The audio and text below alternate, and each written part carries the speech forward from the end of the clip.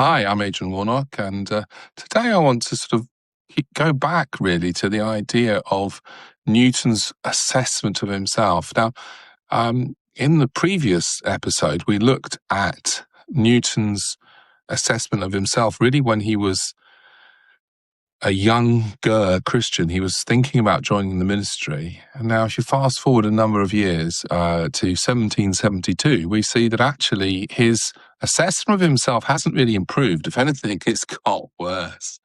But what I like about Newton is he doesn't get stuck into a sort of condemnation cycle. He is introspective, but he's not passive and he's not defeated.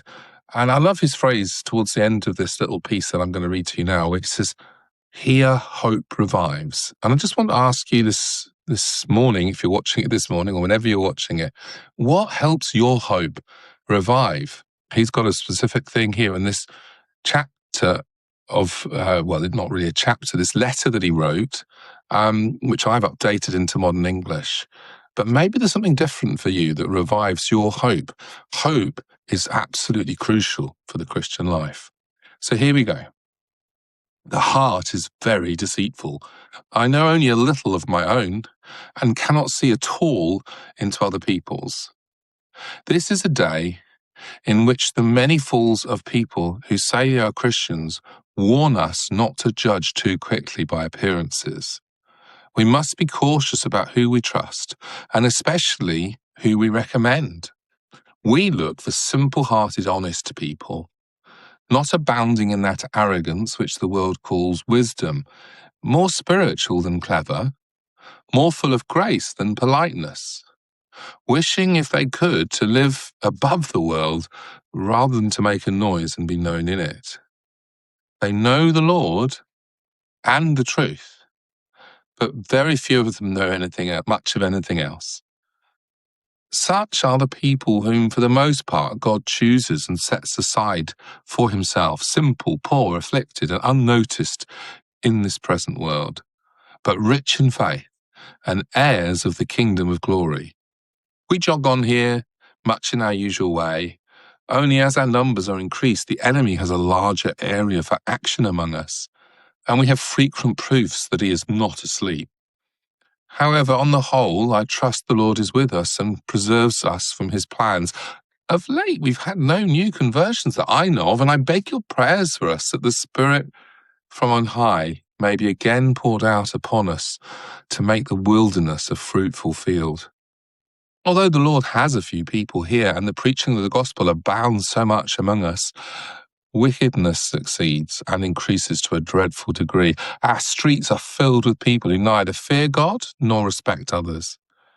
I wish my heart was more affected with what my eyes see and ears hear every day.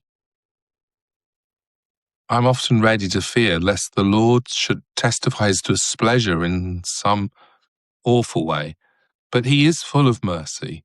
He has a remnant among us, and therefore I'm willing to hope that he will yet spare us. Surely, if he was strict to deal with whatever is amiss, then I might myself tremble. Oh, were he to plead with me, I could not answer him one of 1,000 questions. Alas, my dear friend, do you not know what a poor, unprofitable, unfaithful creature I am? So much forgiven, so little love. So many mercies, so little fruit. Such great privileges, and a life so sadly beneath them. Instead of rejoicing in God, I go mourning for the most part, not because I'm shaken with doubts and fears, for I believe the Lord Jesus, who found me when I did not look for him, is both able and willing to save to the uttermost. But because indwelling sin bears down on me. Because when I want to do good, evil is present within me. Because I can attempt nothing without it being corrupted, polluted, and spoiled by my depraved nature. Because my sins of omission are countless. In a word, there is so much darkness in my understanding, perverseness in my will, disorders in my affections, foolishness and madness in my imagination. Alas, when will it be otherwise? I seem to have a desire of walking with God and rejoicing in him all day long, but I cannot reach this. Surely it is far better to part and to be with Jesus than to live here up to the ears in sin and temptation. Yet I seem very content with the possibility of continuing here for a good while. In short, I am a riddle to myself and a heap of contradictions. But it is said, if anyone does sin, we have an advocate with the Father, Jesus Christ the righteous, 1 John 2:1 in the ESV. Here, hope revives. Although wretched in myself, I am complete in him. He is made of God, wisdom, righteousness, sanctification, and redemption. On this rock I build. I trust it shall be well with me at the end, and that I shall before long praise and love and serve him without these limitations. Well, if you found that interesting, there's much more written by John Newton available on my Substack and Patheos blogs, and also in the book, which is available in an early access form, Amazing Grace, How Faith Grows in the Human Heart. There's a lot of material in there, which I will be adding. So if you like, you're buying a beta version, but it will grow as I complete more of Newton's writings, updating them into modern English. Well, thank you for joining me again.